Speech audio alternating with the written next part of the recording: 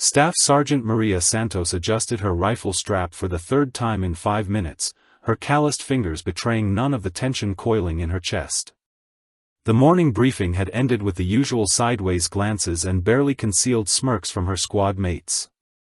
8 years of service, 2 tours overseas, and still they looked at her like she had wandered into the wrong locker room.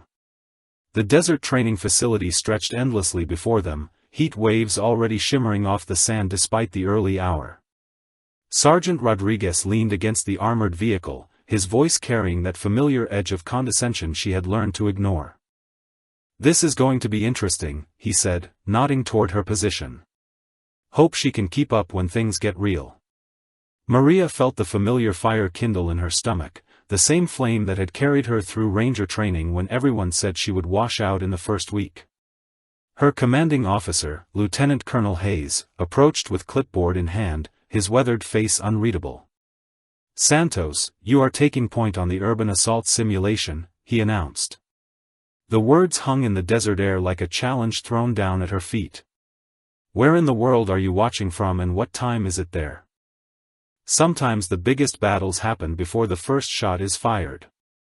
The mock urban environment sprawled before them like a concrete maze, complete with abandoned buildings and narrow alleyways designed to test every tactical skill they possessed. Maria checked her equipment one final time, muscle memory guiding her hands across magazine pouches and tactical vest. Her M4 carbine felt reassuring against her shoulder, a familiar weight that had become extension of herself over countless training exercises. Private Johnson whispered something to Corporal Martinez that made both men chuckle, their eyes flicking toward her with poorly disguised amusement. She had heard it all before, every joke about women in combat roles, every question about whether she could handle the physical demands.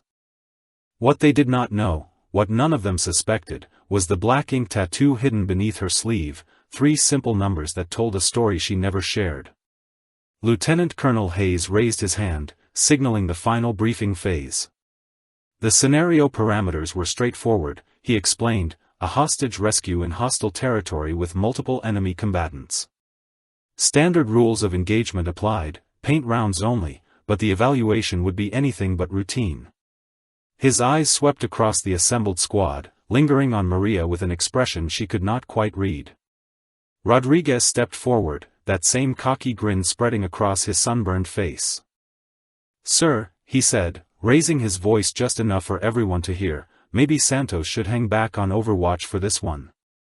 We all know how these simulations can get pretty intense. Have you ever been in a situation where someone doubted your abilities before you even had a chance to prove yourself?" Maria felt the familiar surge of controlled anger course through her veins, the same cold fire that had kept her alive in places these men could not pronounce. She stepped forward, her boots crunching against the gravel, and looked Rodriguez directly in the eyes. "I appreciate the concern, Sergeant," she said, her voice steady as desert stone, "but I think I can manage just fine." Lieutenant Colonel Hayes watched the exchange with growing interest, his weathered hands clasped behind his back. The tension between his soldiers was thick enough to cut with a bayonet, and he had seen enough combat to recognize when someone was being pushed to their breaking point. "Santos takes point as ordered," he declared, his tone brooking no argument. "Rodriguez, you and Martinez will provide flanking support from the east corridor." The squad began moving toward their starting positions, weapons at the ready, paint cartridges loaded and safety protocols reviewed. Maria could feel their eyes on her back like crosshairs, waiting for her to stumble, waiting for proof that she did not belong in their brotherhood of warriors. What they could not see was the way her breathing had shifted into the controlled rhythm she had learned in a place that did not officially exist.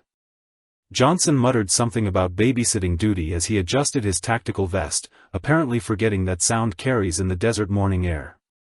The mock buildings loomed ahead like concrete tombstones, their empty windows staring down at the approaching soldiers with hollow indifference. The first building rose before them like a concrete monolith, its windows dark and empty, hiding whatever surprises the training coordinators had prepared inside.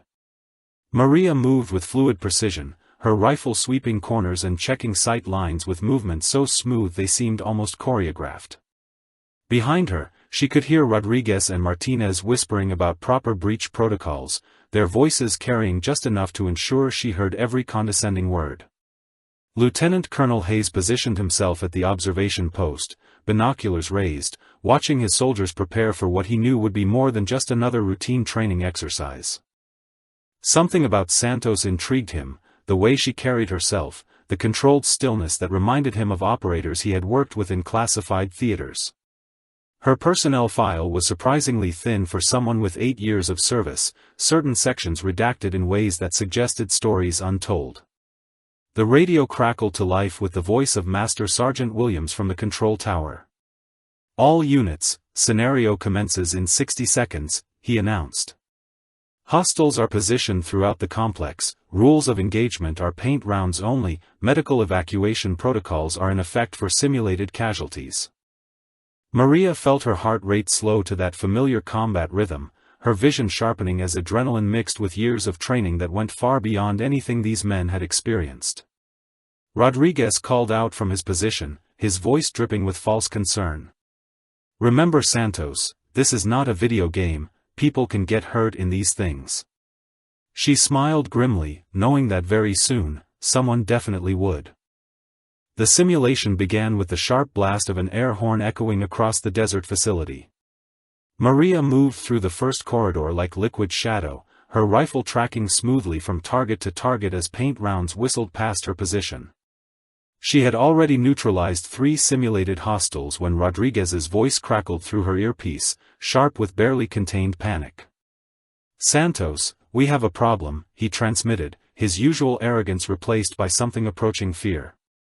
"The scenario controllers just informed us that someone reported equipment tampering. They are pulling you from the exercise for investigation." Maria froze mid-stride, her rifle lowering as the implications hit her like a physical blow. Equipment tampering was a serious accusation, one that could end careers and destroy reputations built over years of faithful service. Through her peripheral vision, she could see Lieutenant Colonel Hayes approaching with 2 military police officers, their expressions grim and official. The MP sergeant extended his hand with military precision. "Staff Sergeant Santos, I need to secure your weapon immediately pending investigation," he announced. "Standard protocol requires immediate confiscation of all equipment until the matter is resolved."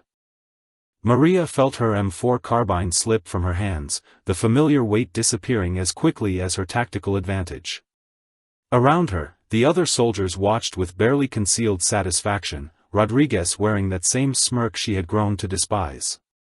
What would you do if someone stripped away the one thing you relied on most just when you needed it? The jeers started almost immediately. Johnson let out a low whistle that carried across the training ground like a death knell for her reputation. "Looks like the investigation just got real interesting," he called out, his voice loud enough for everyone to hear. "Maybe they will find out what we all suspected anyway." Maria stood perfectly still as the MP secured her rifle in an evidence bag, her hands empty for the first time in months. The weight of every gaze pressed down on her shoulders like desert heat, each whispered comment cutting deeper than any blade. Rodriguez stepped closer, his boots grinding against gravel with deliberate slowness. "Well, Santos," he said with mock sympathy, "looks like your little power trip just came to an end. Maybe now you can find something more suitable, like supply duty or kitchen patrol." The other soldiers laughed, their voices mixing into a chorus of masculine satisfaction.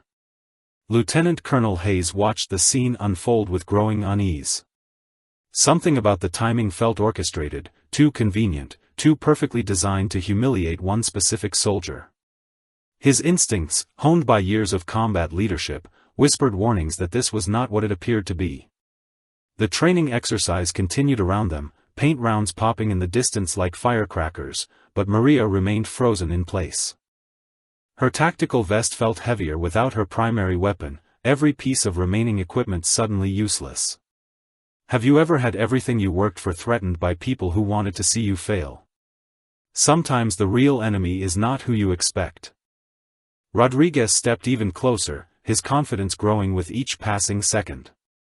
"You know what, Santos," he said, his voice dripping with false generosity, "since you are obviously not equipped for this kind of work anymore, maybe you should just head back to base. Let the real soldiers handle the dangerous stuff." The circle of men tightened around her like a noose, their expressions ranging from amused satisfaction to outright contempt. Martinez crossed his arms over his chest, shaking his head with exaggerated disappointment. 8 years of service and this is how it ends, he muttered. Makes you wonder what else she has been covering up. Maria felt something shift deep inside her chest, a familiar coldness that had nothing to do with the desert morning air. Her breathing remained steady, controlled, but her eyes began to scan the group surrounding her with a different kind of assessment. Range, positioning, threat levels, weak points.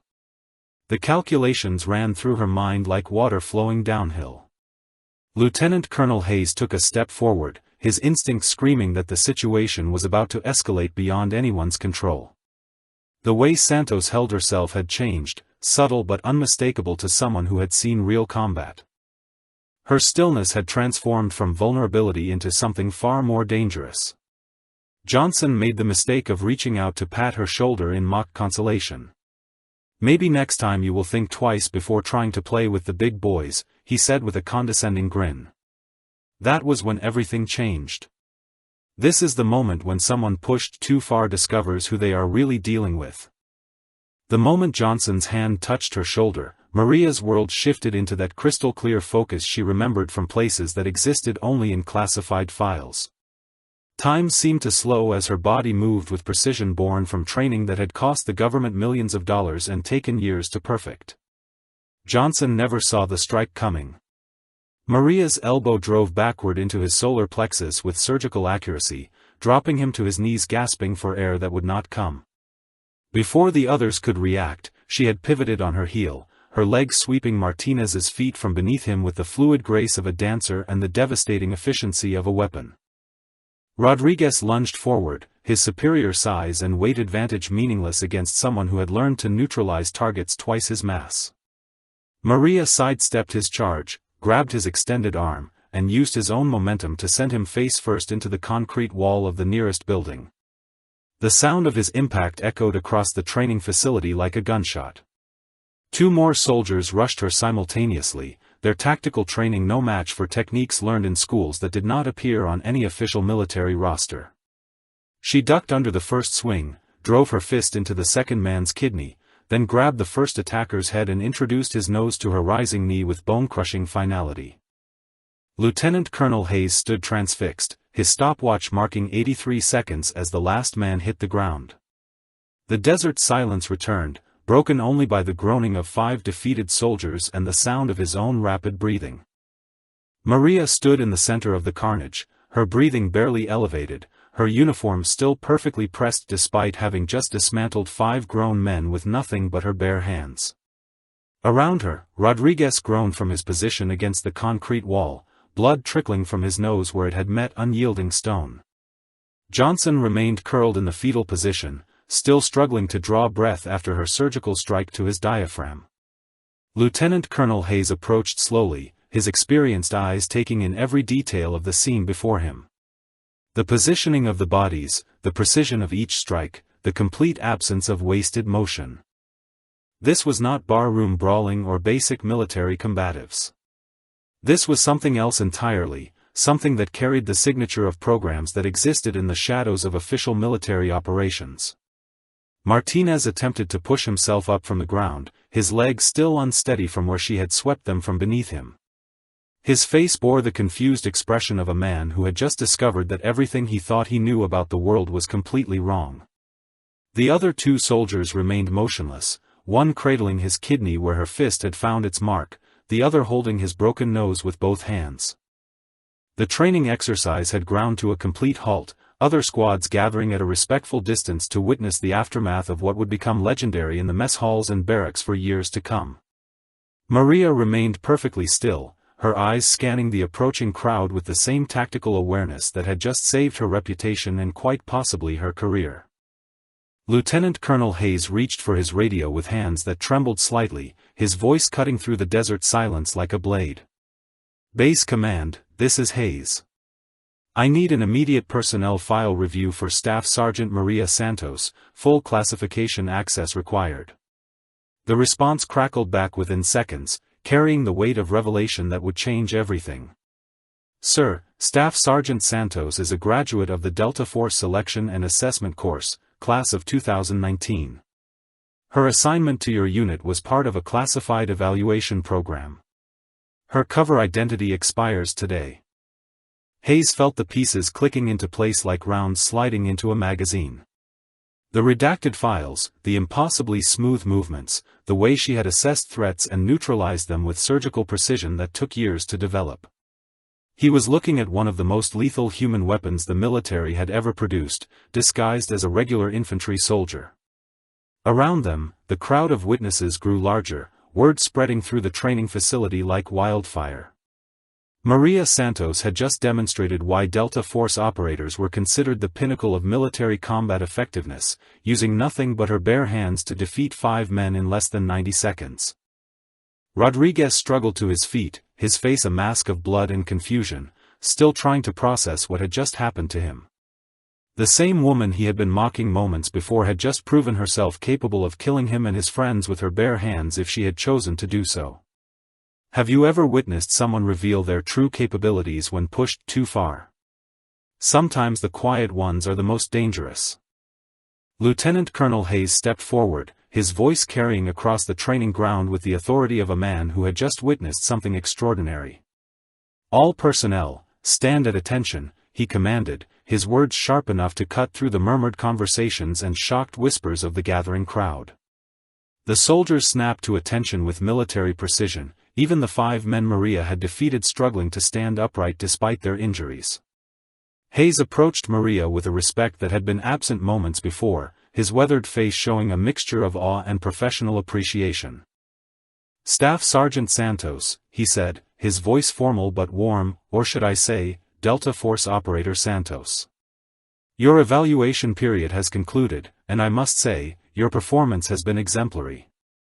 The way you maintained operational security while enduring months of deliberate provocation shows the kind of discipline we expect from our elite units. Rodriguez stood swaying slightly, his broken nose making his voice sound thick and nasal.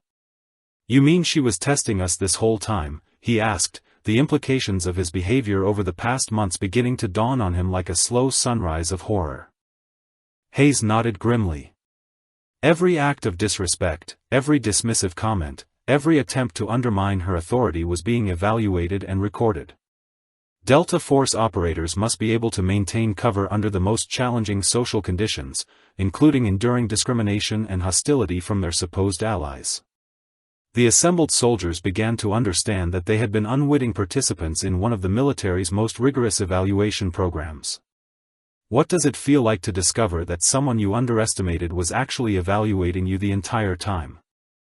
Maria finally spoke, her voice carrying the quiet confidence of someone who had never needed to prove herself to anyone but had chosen to do so anyway.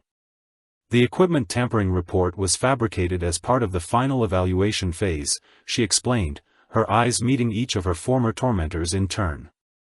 The real test was not my combat abilities, but whether I could maintain operational discipline while being systematically undermined by my own unit. Rodriguez stepped forward, his face a mixture of shame and newfound respect. Ma'am, he said, the word carrying weight it had never held before, I owe you an apology that I can never fully make. We all do. Lieutenant Colonel Hayes retrieved Maria's confiscated rifle from the military police, handing it back to her with ceremony befitting the moment. The weapon felt different in her hands now, not just a tool but a symbol of respect earned through demonstrated excellence rather than demanded through rank or gender. The crowd of soldiers began to disperse, but not before each man who had witnessed the demonstration offered Maria a respectful nod or salute. Word would spread through the entire base within hours, transforming her from an object of ridicule into a legend of capability and restraint. As the desert sun climbed higher into the clear sky, Maria Santos stood exactly where she had begun, but everything had changed.